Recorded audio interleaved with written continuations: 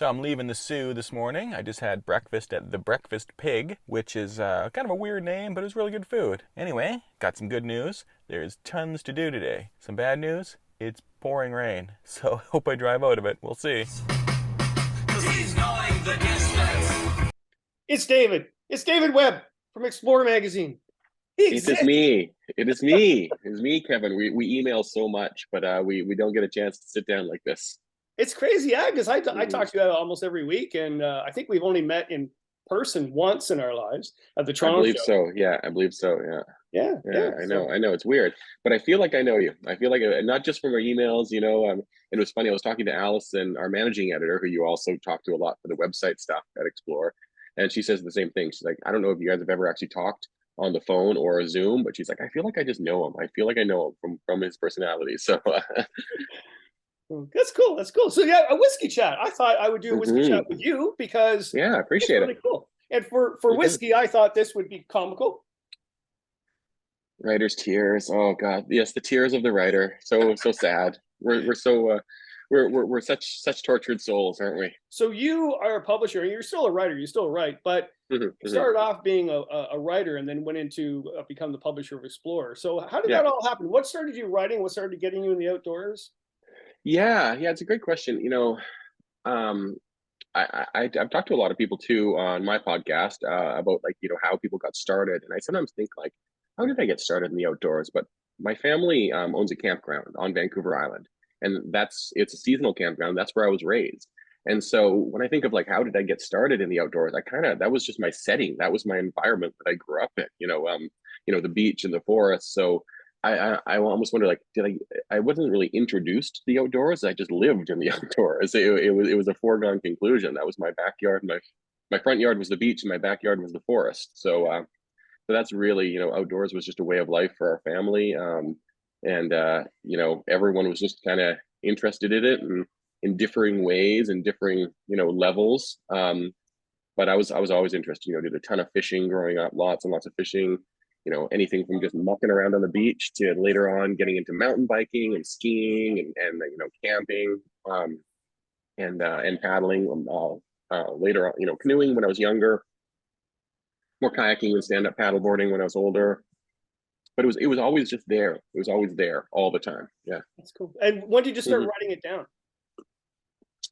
Um, I've been a writer my whole life. It's been one of the things that's been like a guiding light for me. So I have written work going back to like kindergarten, grade one, that's actually like, decently legible for that age actually. But and I wrote a lot of short stories and stuff. So I was always writing as a kid. Like that was my thing. I wrote. Um, and then, because of where I lived and because of my environment, the outdoors would find its way into that subject matter. But that was just kid stuff, really. It wasn't until I finished high school that I thought, what do I want to do? Go to university. What do I want to study? And I was like, well, writing. I mean, writing's always been there. That's what I want to do. So I did a Bachelor of Fine Arts at the University of Victoria, and I wrote about all types of things. It was mostly like a lot of fiction and creative nonfiction. It wasn't outdoor writing specifically, but that was just a part of my life. I was still into the outdoors. I hadn't really connected the dots at that point in time until I got my first job in publishing at BC Outdoors magazine. BC Outdoors, Western Sportsman, and Pacific Yachting was the publisher. And that was, my dad had read BC Outdoors his whole life and stuff, so there was a cool connection there. And that was when I really brought it in to be like, yes, writing about the outdoors can actually be a career, can be something I pursue, legitimately. And that was, I would say really after university is when I started really writing about the outdoors in a focused way. Well, I don't know if you'll remember this. What's the one piece that you wrote, that your first piece that you wrote that really affected someone and you actually saw that effect when that happened? Oh man, that's a great question. Um, Geez, it's I've been in this industry 20 years now. You're making me go way, way, way back. But I think early on, I did an internship for a publishing firm called Canada Wide Media. That actually, it's funny, they actually do the design for Explorer these days. So there's all connections throughout my life that keep coming full circle all the time. But I do remember writing a sidebar. I was so excited. It was just a sidebar, but I got to write a sidebar in Westworld magazine at the time. It was went out to BCAA members. Doesn't exist anymore. They call it BCAA magazine or something, but it went to like CAA and BCAA, like Automobile Association members. So it actually had quite a big readership. And I wrote a sidebar about UNESCO World Heritage sites all over the country and mostly in Alberta. And I didn't really know what I was doing. I just wrote it and stuff. And then I finished my internship. And then I saw the next issue of Westworld, and there were letters to the editor, like calling out some of the stuff that I read, be like, hey, I didn't know Alberta had that many. And I was like, so people read this and it inspired them. And then they wanted to do it. I was like, it just like blew my mind. You know what I mean? Like, I didn't think anyone would care, to be honest. And that really excited me. Yeah. That is really cool. Now you're in the position where you're at the office or whatever, and you get all these articles from everybody because they always want to be an outdoor writer because they think it's just a cool job to have, and it is. Yeah. It is cool. Yeah, it is really cool. Yeah. So, is it tough to sort of say, yeah, no? Yeah. Yeah, it's probably gotten less tough, and that's just like the hard-nosed editor in me to begin with. But it's not so much that cut and dry for me. I want to groom people into being writers. I want to guide people. I want to mentor people. I don't always have the bandwidth to do that all the time. But I have gotten pitches, article pitches from people who were rough, like just unpolished, rough, but they had a voice, they had a perspective, they had a unique idea. And I was like, I'm going to work with you on this. And this is going to take me a little bit extra work. Versus I've gotten pitches from, professionals that were just, I don't want to be mean, but like lazy and uninteresting. And they clearly like pitched that to about 14 different magazines at the same time. And those ones are a little easier to be like, yeah, thanks, but no thanks. I get excited when I find someone who they've never published before, or they've written a blog or whatever, or they've written for their school newspaper, and they can be really rough, and I'm still willing to work with them as long as they have an interesting voice and a viewpoint. So I don't like to just drop people rejection wise, unless sometimes if I feel like there's no effort put in on their end, it's a little easier just to be like, meh. But we do, especially in the print magazine, there's only so many pages a year, right? Like you just can't publish endlessly in print publishing in particular. The website's a little different. There's more flexibility there. But the print magazine, there's 4 issues and there's X amount of pages. And once they're full, they're full. So even if it's a really good idea, sometimes you can be like, sorry, I just, that issue's done. We're full up for that one. Yeah. I don't like to do it, but it's part of the job. It's a big part of the job. In fact, like we reject more than we accept. Unfortunately, that is the truth by a long shot. But that's just the name of the game. But the storyline is still the most important thing.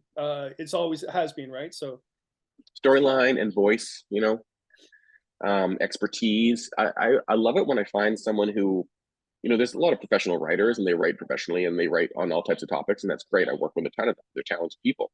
But sometimes when there's someone who has an emotional connection or a specific reason for writing an article, that is exciting to me often, if they have a family connection, or it's important to them, they're from a certain region, they have just something that really makes it like, okay, not only do you have an idea, but you're the perfect person to write it. Only you could write it this well. That's the most exciting thing. that's cool. Now, how important is the editor for a writer? I mean, what I'm trying to get depends at on the writer, Kevin. yeah, well, the reason why I'm telling you is I've had a lot of people lately asked about self-publishing, because I just recently self-published a book, right? So, and of course, I spend my time with them and talk to them, and some great people like Justine from Cackle TV wants to do that. Yeah. Dee Whalen went across Canada, Yeah. a whole bunch of people, right? And all of them sort of said, yeah, I'm going to get my partner or my mother to edit the piece. And I went, no, you're not. That scares me. One of the great things I stuck with me from university, and this is going back, like I said, over 20 years. We used to do a lot of workshops with our writing in university. So I'd have these small classes that were maybe a dozen people, and you'd put your writing out, whether it's fiction or nonfiction, whatever the class was, and everyone in the class would read it, and then they would critique it live, and it was important. There was a couple of rules. There was always the same rules, no matter what the teacher. One, you weren't allowed to respond to the critique. You could talk at the end, maybe clarify a few things, but you just had to take it, because otherwise you just got to defending your work. You know what I mean? Like you'd be like, no, you're wrong. You misunderstand that. And then you're just you're convincing those people. So you just have to take it, no matter, even if you thought they were way off base. But the most important thing was you had these people that you might have been friends with them or whatever, but they were ultimately your classmates. Because this one teacher said to me, he goes, when you go and say you give a written work to your partner or your parent or your friend, and they come back and say, I liked it, what they're saying is, I like you. You know what I mean? Like they're coming to you and saying, I like you, and they give you back the piece of work. And that's not valuable feedback. I mean, that's, if you want to get critique on your, journal entries, whatever, that's fine. But if you want to be serious, like, you need real feedback, real critique, and someone taking a hard, sober look at your work and telling you what works and what doesn't. Yeah, it's vitally important. Everyone does it. I mean, everyone, all professional writers, they work with editors, even if they claim they don't. Sometimes they still do. I find if they say they don't, then they're they're just full of themselves. But Yeah. I mean, Allison, she should be here to she edits a lot of my stuff. If it wasn't for her, I don't know what I would do. Yeah, she's great. Yeah, she's great. I get her to look at my stuff too. She's very meticulous, and I love that about her. Yeah. Yeah, that's good. That's great. Now, the magazine has been around for 40 years, hasn't it? I mean, I've been writing it for like 25. 40. So 2023, it's 42 years. This is its 40. It was like summer 1981 when the magazine was founded. Yeah. Wow. Okay. I went back more than 25 years. I think I've been writing a blog per week for over 25 years. Oh God. That's wild. Yeah. But how do you still have ideas, Kevin? How do you still? You got to be running out of ideas. Some days I think I do, and then just last week something happened to me. It was a personal thing that happened to me.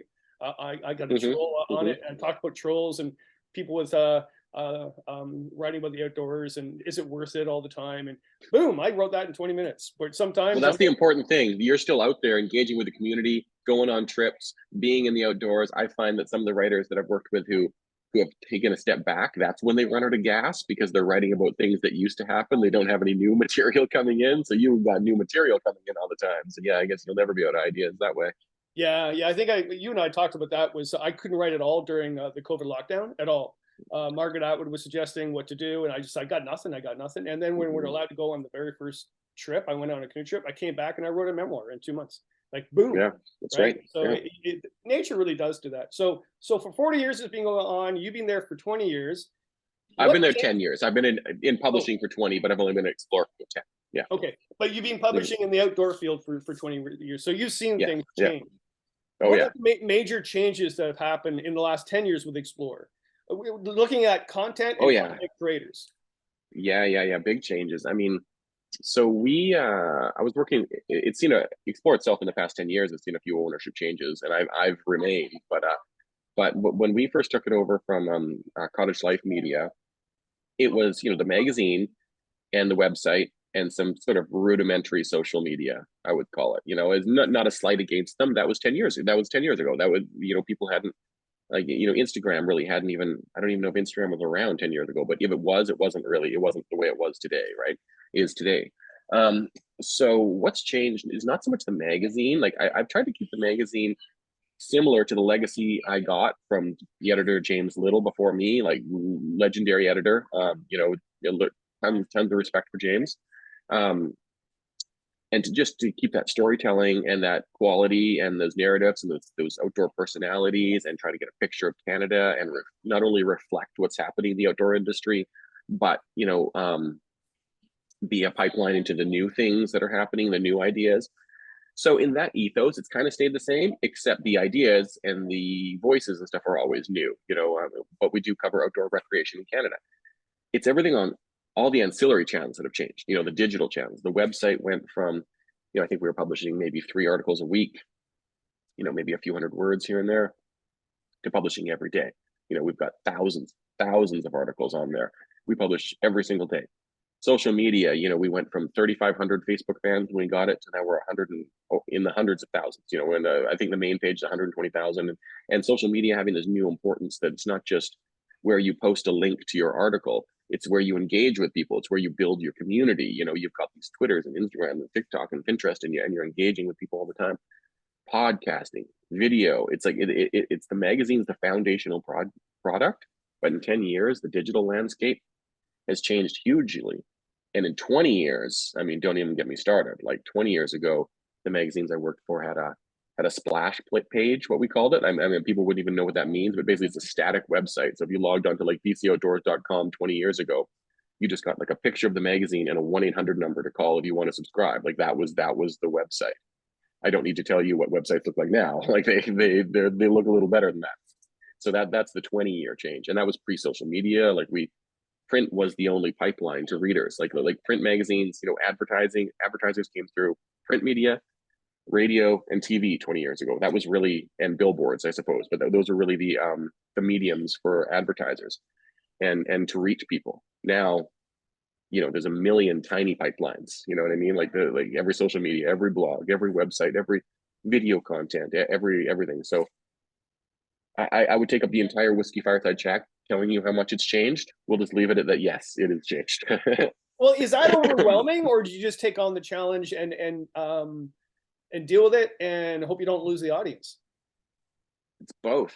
We kind of have an internal joke sometimes that we go, okay, the good news at Explore is that we're multi-channel, and the bad news is that we're multi-channel, because it gives us all these opportunities, but then we have to now manage all these opportunities. You know what I mean? Like we launched a podcast a few years ago, and it's like, that was super exciting. Yay, we got a podcast. Well, now we got to manage the podcast. Now we got to operate a podcast too. So that was just like another media product we just added onto our mix. And then you get certain things you don't have to add, but want to add, like a podcast. And then there are other things like social media that you have to add. Like you just really can't, like you can't just have decided, no, I don't want to do Instagram. I don't want to. You'd just be missing out on this, millions of people. You'd just be missing out on them if you decided not to do that. And the same thing, and social media is like that. Like you kind of have to be there or you're invisible to a certain part of your marketplace. So it is overwhelming, but ultimately I think it's the opportunity. The opportunity the opportunity outshines the overwhelming nature of it. I suppose would be the best way of putting that. Yeah.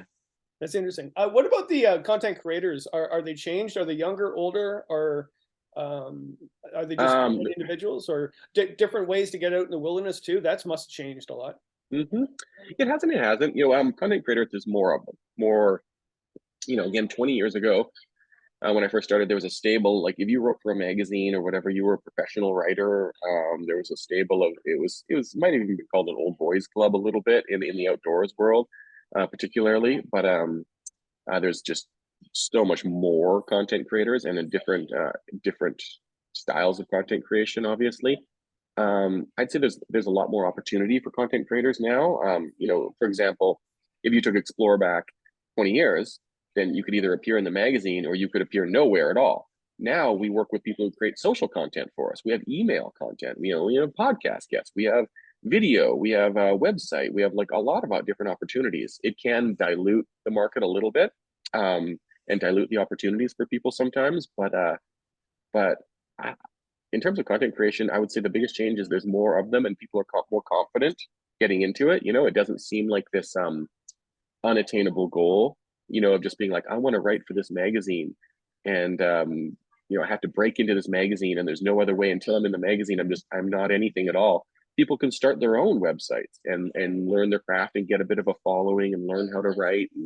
And so it's a double-edged sword, because it dilutes the content pool sometimes a little bit. And what I mean by that is there becomes so much content out there that it can dilute the value of it a little bit. If you think, like, say 30 years ago, if you wanted to find out information about Algonquin, you could buy a book, you could subscribe to an outdoors magazine, you could listen to CBC radio, maybe they get on that topic at one point in time, maybe you'd see a documentary, and that's about it.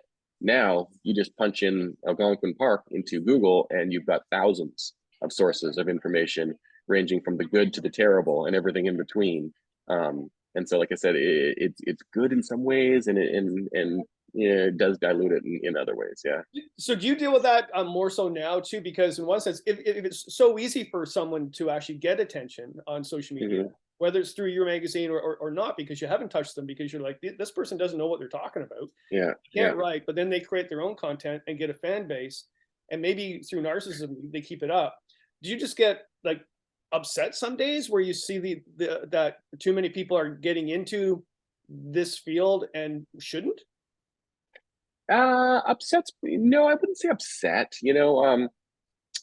I think social media can have an annoyance there when I see, sometimes I just saw this, I don't even remember who it was, so I won't even call them out or whatever, but I saw this reel on Instagram the other day, and it was this footage of this person talking about how they've, they are at this hidden secret hot springs near Tofino, and they're bathing. I'm like, hidden secret? That's like one of Tofino's hottest tourism products. You can just go and book a tour to that whenever you want. Like that kind of annoys me. I'm just like, this isn't quality. This is just silliness. You know what I mean? And maybe it can annoy me when I see people like posting irresponsible things on social media.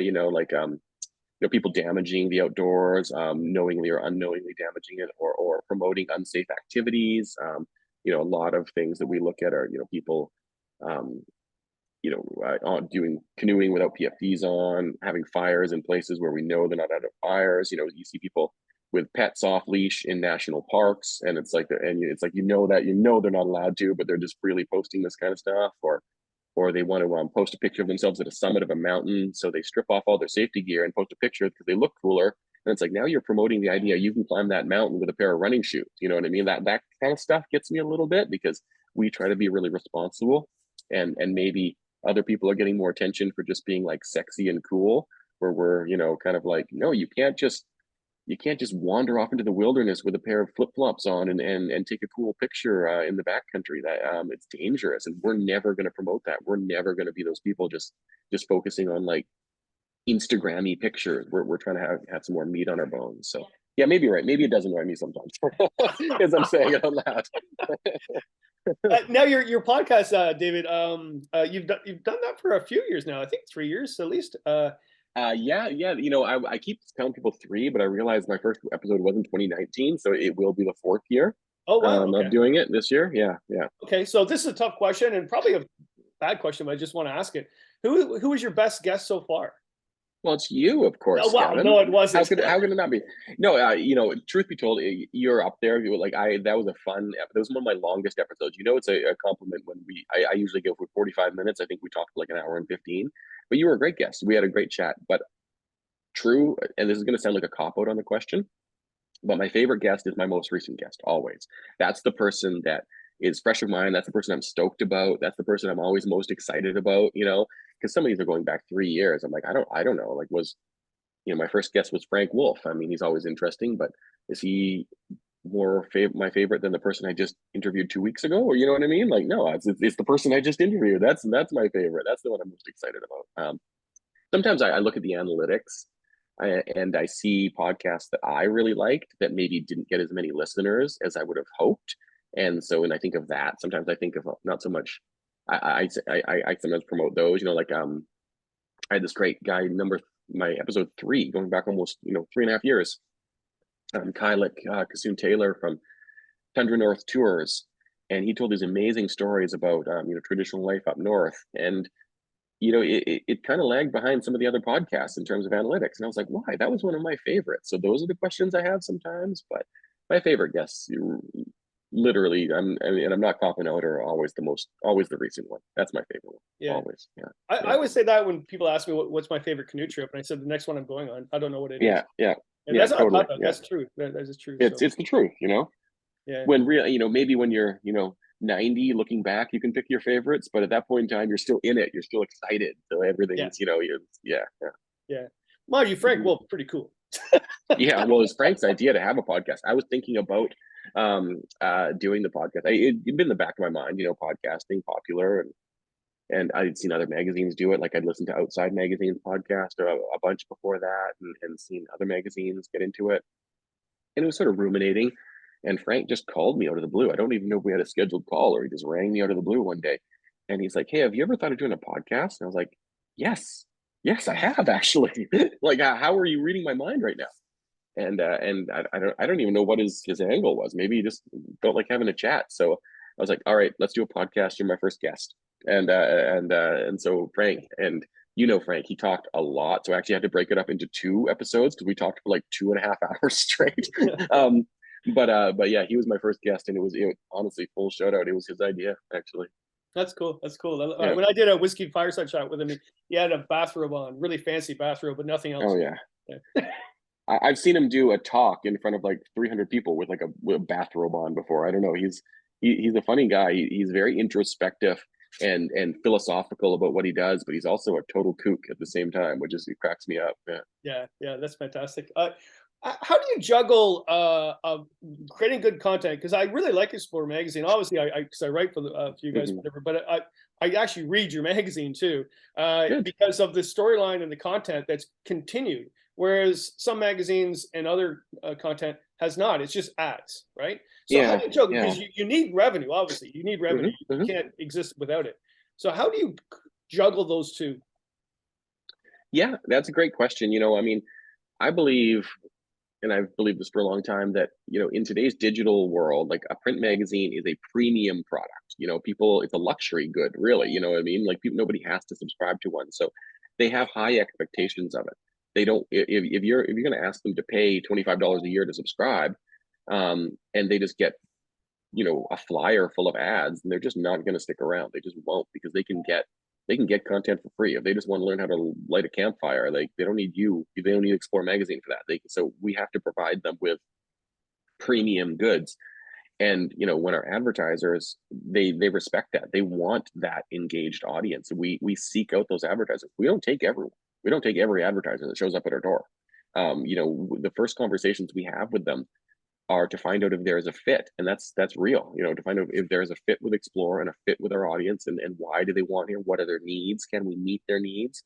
And understanding that the best fits are those advertisers that understand that they want to be a part of this premium product and engage with that audience, not push it around, not try to buy half the magazine, not devalue the product. Because if you start flipping through the magazine and it's just boring, and there's just advertorials in there, and there's just it's just fluff or whatever, then you're not going to get to the page of advertising that person bought. You're just going to toss it in the blue bin. So they value that. So I think it's just, I think the best magazines, the most successful print magazines, the ones that have navigated the digital landscape, are the ones that treat themselves as that premium product and don't waver from that. And you do see some magazines that don't, and they tend to not last. They tend to be like, they get, and I get it's a tough business, and you do need revenue, like, you're right. And so maybe they just get a little scared and they just start taking whatever, try to get as much cash in as possible. And we're here, we have long-term visions at Explore, not short-term. So we're interested in growth. We're always growing, but not at any cost at all. We have our core purpose, we have our core beliefs, and we stick to them. We fall back on them. We hold them tight. Well, that's a cheers to you then. And cheers to you too, Kevin. Oh, there's my mug. Where's my mug? It's getting cut out of my green screen. That's cool. That's cool. I'm drinking Writer's Cheers. I've got an Irish accent. I don't know why. It just came out of nowhere. I know. All right, we've only got a couple more minutes left, and the last question, and I'll cheer you off there. But so, is it true what they say that print magazines are coming back in fashion? Yes, it is true. It is true. Absolutely. Like I said, it's that premium product that I think we've gotten oversaturated in the digital market. We're part of the digital market. We cater to a digital audience, but people do crave that, what I call the lean back experience. Like, digital is a lean in experience. You're on your computer, your phone, you're leaning in, you're trying to find some information. Best hiking trails near Mississauga, Ontario. Click, right? You're leaning in, you're searching that information. The magazine is when you lean back and you want it curated for you, and you want it distraction free. You don't want your phone popping off every 2 seconds. You don't want to stare at a screen all day because you've been at work looking at a screen all day. Or you're taking it to the cottage, or the beach or whatever, and you just want to disengage from the rest of the world and just be led through content that you enjoy. And people are still very much enjoying that. And yeah, it's coming back is kind of a funny thing. It never really left, but there is a renewed interest. And for a while, magazines really only appealed to the older generation for like the last 10 years. And like, we are seeing a lot more younger people coming in and saying that they want a premium print product delivered, and they want to take their time with it and have it, for around for a few months or a few years. Some people just keep them forever. And yeah, so we're prints are foundational product, and it's not going anywhere. It's close to my heart. And as the president and publisher, I'm always, no matter what, I'm going to hold it dear as well. So I'm not looking at a digital strategy like I'm not looking at a 100% digital strategy. I mean, yeah, print rules. That's awesome. That's awesome. It was good to chat. Really good to chat. And we talk all the Yeah, time. this We was work all fun. the time, but it was nice just to have a whiskey fireside chat. Whiskey. Right. Whatever's in my cup. Whatever's in my cup. Let's call it whiskey. You're still working. I don't think that's whiskey. No, maybe I'll Well, Irish it up. I know. And let's cheers to Allison. My Lord. Yes. Big cheers to Allison. Yes. Wait, thank you very much, sir. She saves us both all the time, for sure. Yeah, and keep having fun with it. It's been a pleasure writing for you guys. Good. And you keep having fun too. And I think everyone can agree that if there's one thing you're having out there, it's fun. You always relay the good times of being outdoors and the fun and the experience and the good vibes. And that's really what it's all about, right? We're out there because we enjoy it. And I think you're such a great ambassador of that. Yeah, the happy camper doesn't survive; he thrives. Yes, absolutely. You're a thrivalist, right? Not a survivalist, right? Something like that. I don't know. Yeah. Thanks a lot, Dave. Thanks, Kevin. Absolutely epic day comes to an end here, Golden, BC, with Purcell heli skiing. Just some of the finest skiing I've ever had in my life. Deep powder, wonderful guides, great people. I mean, there's just nothing like heli skiing. It's an absolute rush.